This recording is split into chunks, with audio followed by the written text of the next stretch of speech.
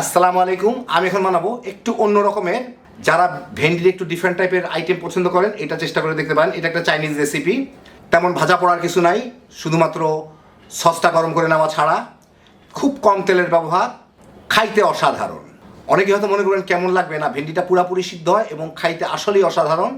যারা ভেন্ডি পছন্দ করেন, রং টেক্সচার ঠিক রেখে কী করে রান্না করা যায় এবং কী করে এটা খাওয়া যায় দেখে নিতে পারেন। তো আসেন নাকি শুরু করা যাক। আমি এখানে কিছু ঢেঁড়স মানে ভেন্ডি নিয়ে নিছি। এইগুলাকে আমার একদম ভালো করে কচলায় কচলায় ধুয়ে নিতে হবে, যাতে গায়ে কোনো দাগ না থাকে। একদম ফ্রেশ হলে ভালো, আর সবগুলা মোটামুটি এক সাইজের, একটু সোজা সোজা হইলে ভালো হয়, বেঁকা টেকা যাতে না থাকে। এই বেঁকা থাকে কিন্তু একদম সোজা হইলে ভালো হইতো। তো আমি ভালো মতো এগুলাকে ধুয়ে নিব এখন ঘষে ঘষে। আমি এখানে 3 কোয়া রসুন কুচি কুচি করে কেটে নিব, মানে এগুলাকে এইভাবে কেটে তারপর একটু এরকম করে নিলে কুচি কুচি কুচি কুচি হয়ে যাবে।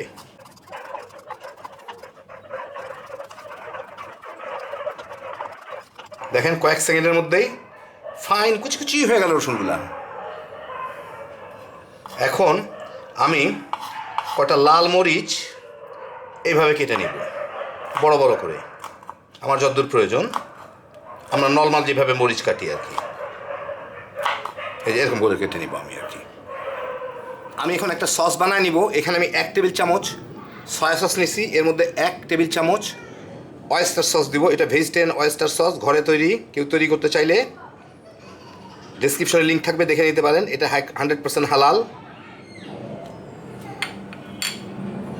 1 টেবিল চামচ কর্নফ্লাওয়ার আর 1 কাপ পানি দিয়ে এটাকে গোলায় রেখে দিতে হবে। এইটাই হচ্ছে সস। আর একই সাথে আমি দিয়ে দিচ্ছি এখানে প্রায় 1.5 চা চামচের মতো চিকেন পাউডার আছে, হালাল চিকেন পাউডার। ওটা দিয়ে দিচ্ছি আমি। আপনারা একটা জিনিস দেখাই দিই, যদি চিকেন পাউডার না থাকে, আপনারা এই ধরনের ম্যাগি কিংবা নর বিভিন্ন জিনিসের হালালটা পাওয়া যায়, উপরে হালাল লেখা থাকে কোনো এক জায়গায়, অথবা আরবি লেখা যেগুলো, সেগুলো মোটামুটি হালাল হয়। এই চিকেন কিউবগুলো দিতে পারেন। এগুলোর মধ্যে 2টা কিউব থাকে, 30 টাকা করে যেরকম কিউব থাকে, এরকম একটা কিউব দিয়ে নিন।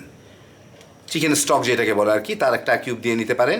এই যেগুলা বাংলাদেশের বড় বড় যে কোনো জেনারেল স্টোরেই পাবেন, বড় বড় মুদির দোকানে পাওয়া যায়, চেন স্টোরগুলোতে তো পাওয়া যায়। যাই হোক, আমার কাছে চিকেন পাউডার ছিল। কেউ যদি বানায় নিতে চান, ডেসক্রিপশনে লিঙ্ক দেওয়া থাকবে, ওখান থেকে দেখে নিন। একই সাথে আমি প্রায় 1.5 চা চামচ চিনি দিয়ে দিব। যারা চিনি খান না, তারা রান্নার শেষে আপনাদের সুইটনারটা দিয়ে দিয়েন, তাইলেই হবে। আর একটু খেয়ে দেখে নেবেন, লবণ চিনি সব কিছু মাপটা ঠিক থাকে, একটু নোনতা মিষ্টি টাইপের যেরকম হয় আর কি সাধারণত সালাদ ড্রেসিংগুলো, সেই রকম যাতে হয়। তো হয়ে গেল আমার সসটা তৈরি। এখন আমি রান্নায় চলে যাই। আমি এখানে কিছু পানি গরম করে নিছি, ওর মধ্যে আমি একটু লবণ দিব, প্রায় 1 টেবিল চামচের মতোই দিতে হবে, যথেষ্ট পরিমাণ পানি। 1 টেবিল চামচ তেল দিব, রান্নার তেল।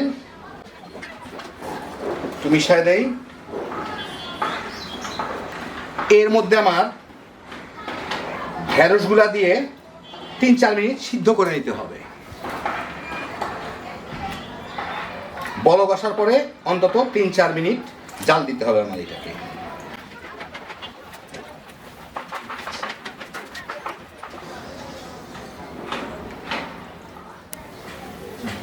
বলক আসার পরে 2-3 মিনিটের মধ্যেই দেখবেন এগুলা বেশ নরম হয়ে যায়।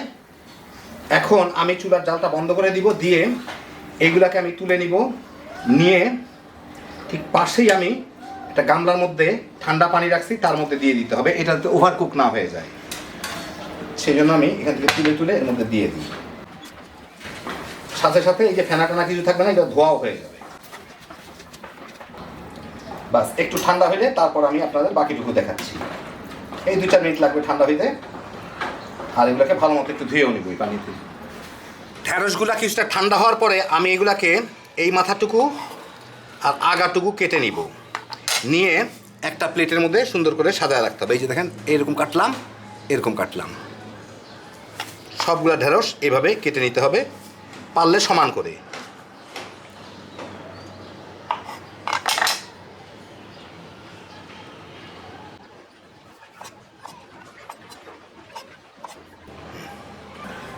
আমি একটা ছোট ফ্রাই প্যানে 2 চা চামচ তেল গরম করে এর মধ্যে রসুন আর লাল মরিচ কুচিগুলা দিয়ে একটু ভেজে নিব।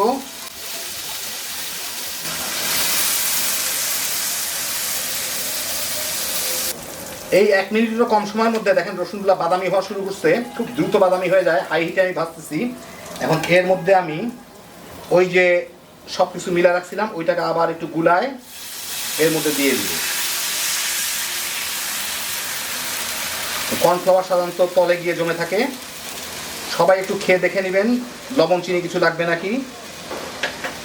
এখন এর সাথে এটাকে মিশায় একটু জাল দিলেই আমার সুন্দর একটা ঘন সস হয়ে যাবে।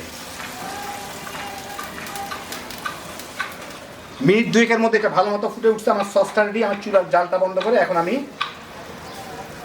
এগুলো ঢ্যাঁড়সগুলোর উপরে ঢেলে দিব। তো এই দেখেন হয়ে গেল আমার চাইনিজ সিস্টেমের স্টিমড ভেন্ডি বলতে পারেন। স্টিমড হোক, সিদ্ধ করা হোক, যাই হোক, জিনিসটা খাইতে অসাধারণ। যারা ভেন্ডি পছন্দ করেন একবার বানায় দেখেন। খুব কম ক্যালোরির জিনিস। দেখলেনি আমি কি কি দিলাম। আপনারাও একই জিনিস দিয়ে বানান, তত তেলের ভাজিও না। আর উপর যে সসটা দিলাম এইটা দিয়ে যে কোনো ধরনের সবজি তামা তামা করে খায় ফেলাইতে পারবেন। হ্যাপি জোশের একটা আইটেম এই সসটাই। তো যারা ভেন্ডি পছন্দ করেন একবার বানায় এইভাবে খেয়ে দেখেন। আল্লাহ আপনাদের সবাইকে ভালো রাখুন, সুস্থ রাখুন, নিরাপদে রাখুন। ইনশাল্লাহ বেঁচে থাকলে আবার দেখা হবে। আল্লাহ হাফিজ।